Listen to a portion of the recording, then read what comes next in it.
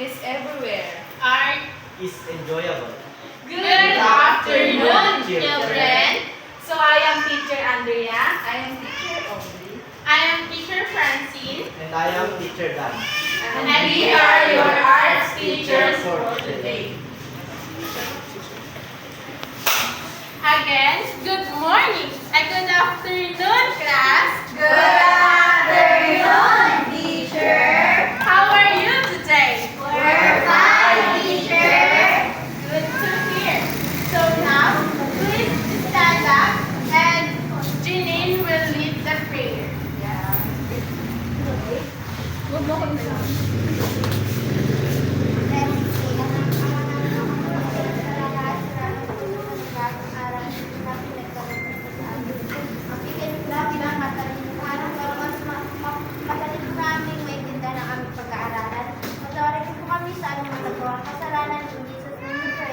Amen. So thank you, Janine. Okay, so please be seated. So before we formally start our lesson for today, we will have a short energizer first. So, are you familiar with the song Rule Your Hands? No, teacher. Okay, so we, your teachers, will demo it first, and after that we will sing and dance all together. Is it clear? Yes, teacher.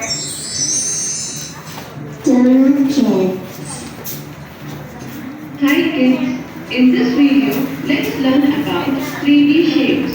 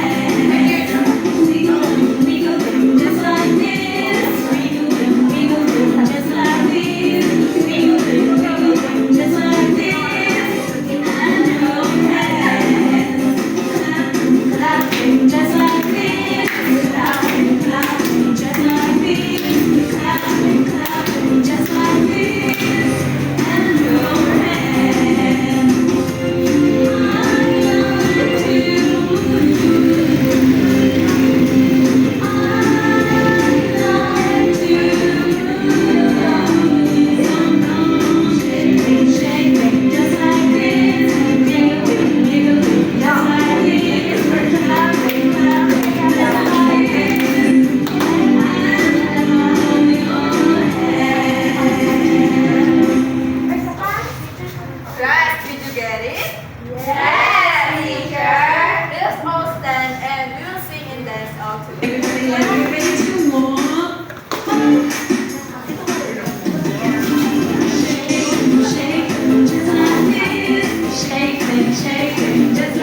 Tayo po siya. Everyone, please stand.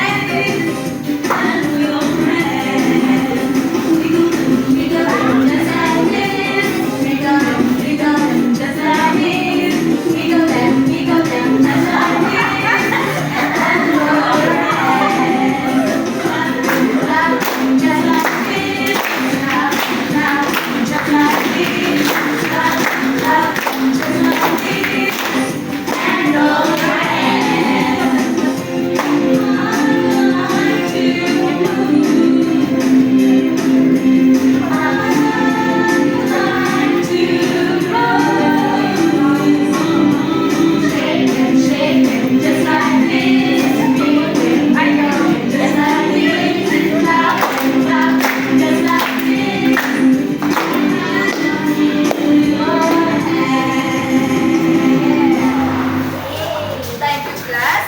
You may now take your seats. Now class, do you remember our previous discussion or topic? Anyone? Yes, teacher. Okay, so anyone? Nicole? It's all about drawing and painting, teacher. So, what is the difference of drawing and painting? Anyone? Nicole again? Drawing is made of pencil or pen, and painting is made or brush or paint pot, teacher. Correct. So, let's give Nicole 5 class. 1, 2, 3, 4. Alright. So class, we have another lesson to discuss,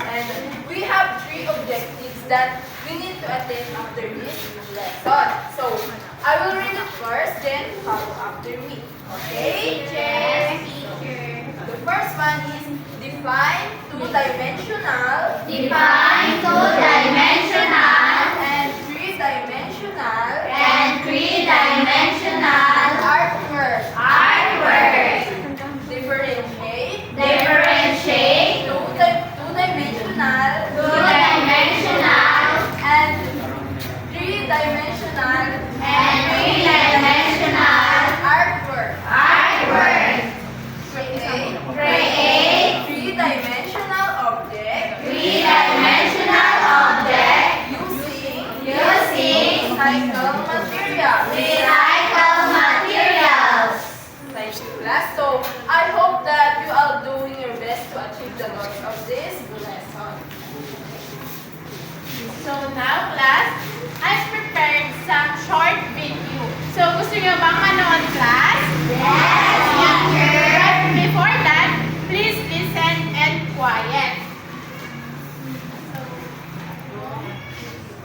Kids. Hi kids, in this video, let's learn about 3D shapes.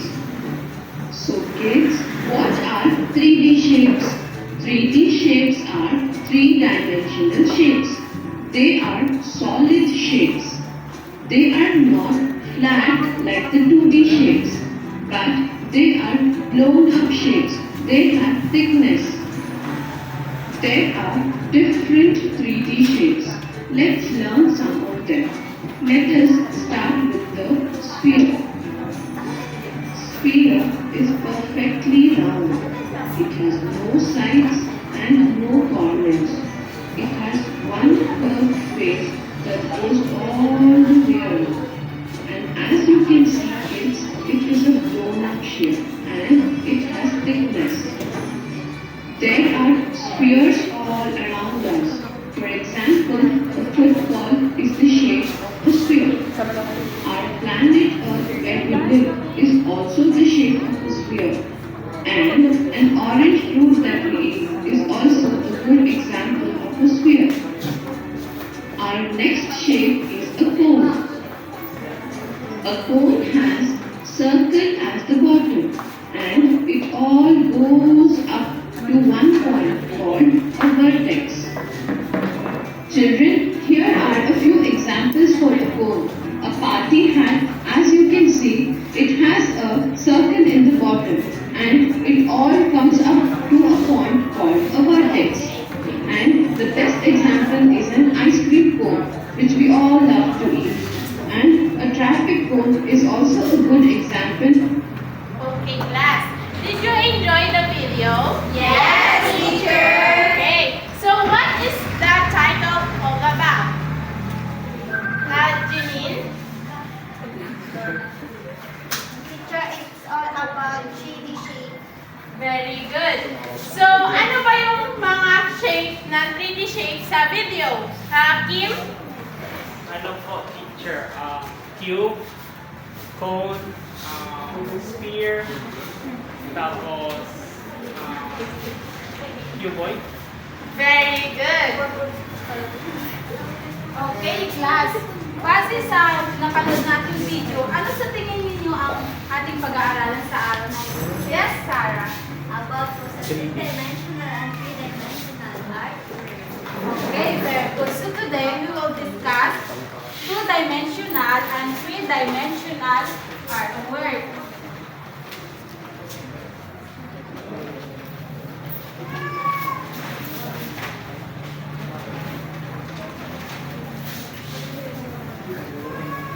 So first, we will discuss the two-dimensional artwork. So everybody, please repeat after me.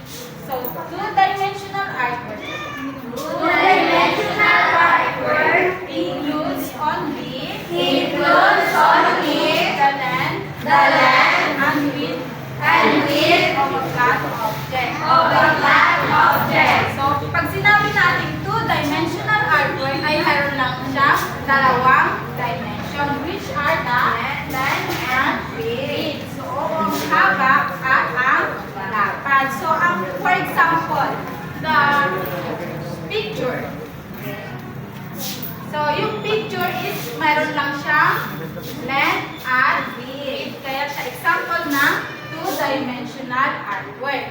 ang isa pang halimbawa ay ang mga paintings. Nakakita na po ba kayo ng paintings, mga bata? Opo! Yes. Opo! Di ba, ang paintings ay mayroon lang siyang length at ang width din. Kaya, yan ang halimbawa ng two-dimensional artwork. So, sino pang makakapagbigay ng halimbawa ng two-dimensional artwork?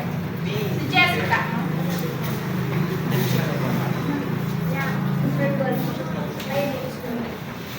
Drawing. Very good. Ang drawing. So, meron ako dito halimbawa ng drawing. Pangalanan natin siya, Julia. So, ang drawing, di ba, meron lang siyang length at ang width din. So, that's the two-dimensional artwork. So, naintindihan na po ba ang two-dimensional artwork, class? Yes, teacher. Now, let's move on to the next. So, three-dimensional artwork. So, repeat after me. So, three-dimensional artwork. Three-dimensional artwork Includes the length, width, and height and height of an of an object. So, when we say three-dimensional artwork is meron itong haba, meron itong kapal-ulapan, at meron din itong taas. So, example ng three-dimensional artwork is structure, building, or sculpture. So, kadalasan sa mga artwork sa sculpture is kadalasan gumagamit sila ng materials tulad ng clay, wood, or stone. So, I have here an example of a 3D artwork. So, it is made up of clay. Wow! So, kung mapapansin ninyo dito is meron siyang taas or height, meron ding haba at merong lapad. So, do you understand the three-dimensional artwork? Yes, teacher. Sarah, can you give me an example of three-dimensional artwork? Very good. So now, class, we differentiate the two-dimensional and three-dimensional. So first is the example of two-dimensional. So di ba kapag two-dimensional is my height and width length. So ito ang example ng two-dimensional. So kapag three-dimensional naman is may haba at kapal at taas. Ayan. Meron siyang may height, length, and width. So, naintindihan ba mga bata? Yes, teacher. Very good. Now, class, I have some questions. Did you all understood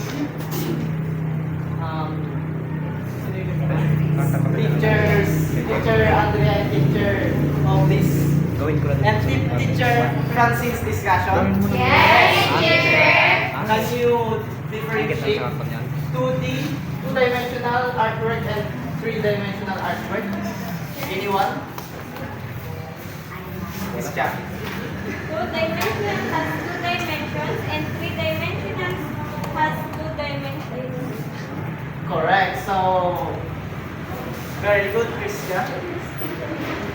Okay, class. So, naintindihan na po ba ang two-dimensional at three-dimensional artwork? Yes, teacher. So, ngayon, para mas mapalawak ang kaalaman natin sa 2D at 3D artwork, is magkakaroon tayo ng group activity. So, I will divide the class into two, and this will be the group 1 and this will be the group 2. So, for each group, may ibibigay ako envelope. Sa loob ng envelope nito is mayroong mga pictures to. Analyze niyo at identify kung 2D ba o 3D ang nasa picture. So, maliwanag po ba? Yes!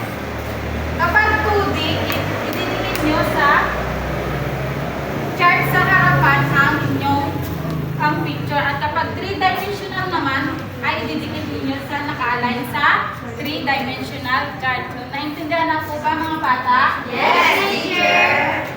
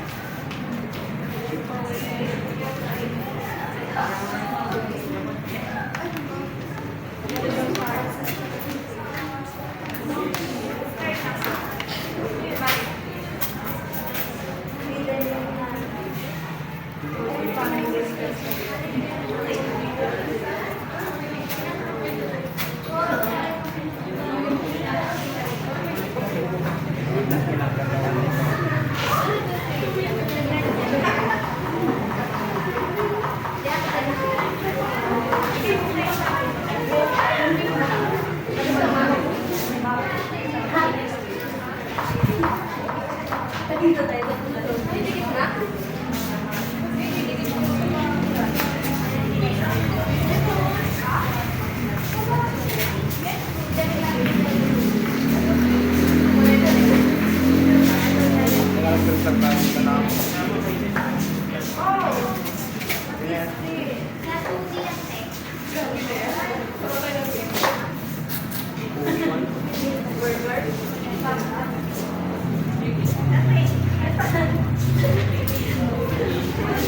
Ako lang kaya ba dyan?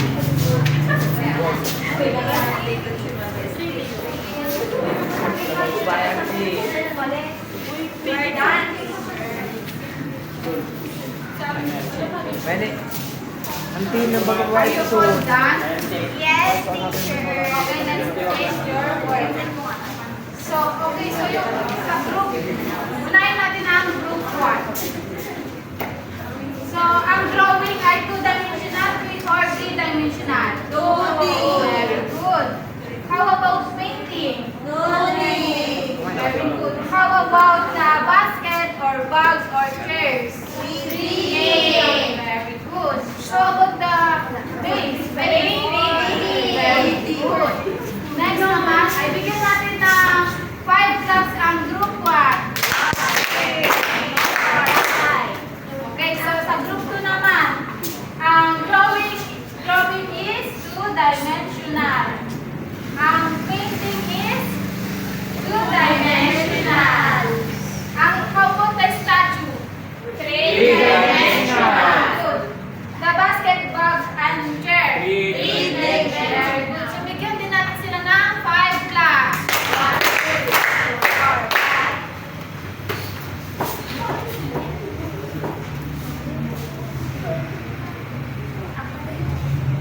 Class, we have another activity, but this time it is an individual activity. So, please bring out your paper and pencil and answer it. So, I will give you 5 minutes to finish your activity. So, direction, write 2D if the picture is 2-dimensional artwork, and 3D if the picture is 3-dimensional artwork. Do you understand, class? Yes, teacher. Pwede na po kayo mag-start. We're done, teacher. Let's check your answer if it is correct. So, the first one is, it is 3D or 2D? 3D. Correct. How about this? 3D. Very good, class.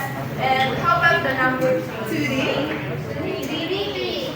It is 3D because like I said, kanina is yung mga 3D is without books.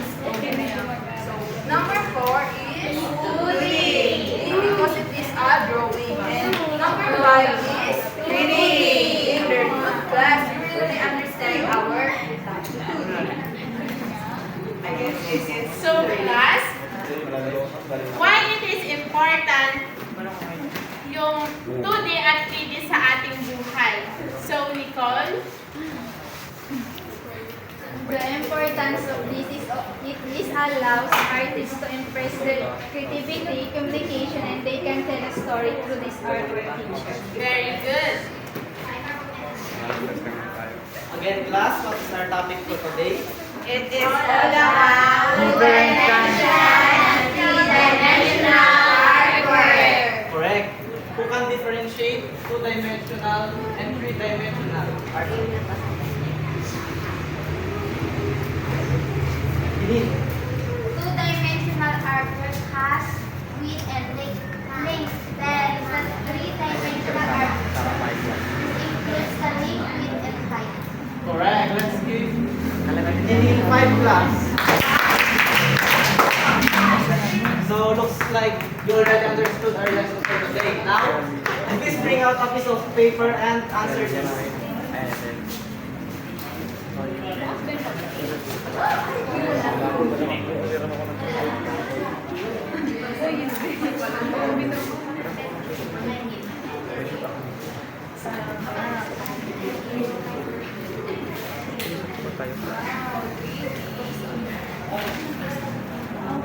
Let me read the instruction. Draw a line to match the the 2D shapes to the correct 3D shapes. Do you understand?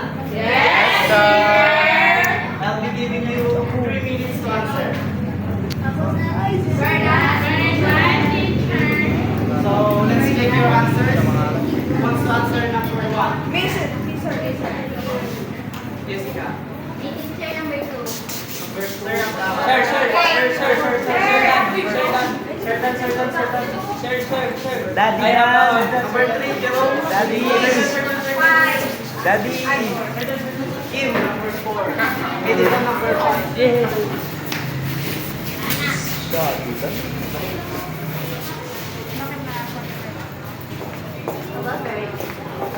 Gurat niya. Gurat niya. Niluloko na ito. Tara pagkasaan sa buwan. Thank you, everyone. Let's get your answers. For number 1, what shape is this? Correct? Correct. And number 2, what shape is this? Square. So, correct? Then next, sa pentagon.